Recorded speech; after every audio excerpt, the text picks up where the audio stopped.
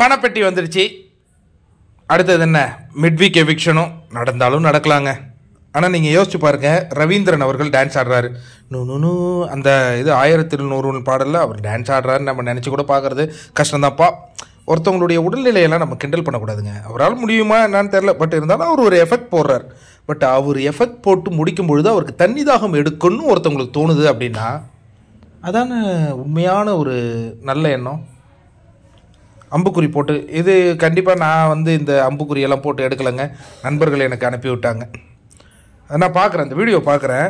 அவர் பாவம் ஏதோ ஆடிட்டு அப்படி நிற்கிறாரு. அவரால் தண்ணி தாகம்லாம் அடங்க முடியல. எல்லாரும் அவரை பாராட்டுறாங்க, என்ன சூப்பர்ண்ண மாசுன்னு அப்படின்னு பாராட்டுறாங்க. ஒரே ஒரு நபர் மட்டும் குடுன்னு ஓடி போய் தண்ணியை எடுத்துக்கிட்டு ஓடியாடுறாங்க. யாருன்னு பார்த்தீங்கன்னா பவித்ரா.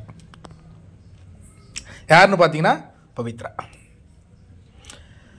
சில பேர் ப்ரொஜெக்ஷனுக்காக பேசுகிறாங்க. இந்த இடத்துல நம்ம பேசுனா நம்ம நல்லவன் மாதிரி எனக்கு கிளியராக தெரியுங்க. எனக்கு ஃபேஸ் ரீடிங் தெரியும். நான் என்ன தற்பெருமையாக சொல்லிக்கிறேன்னு நீங்கள் நினைக்காதீங்க. எனக்கு ஃபேஸ் ரீடிங் தெரியும்.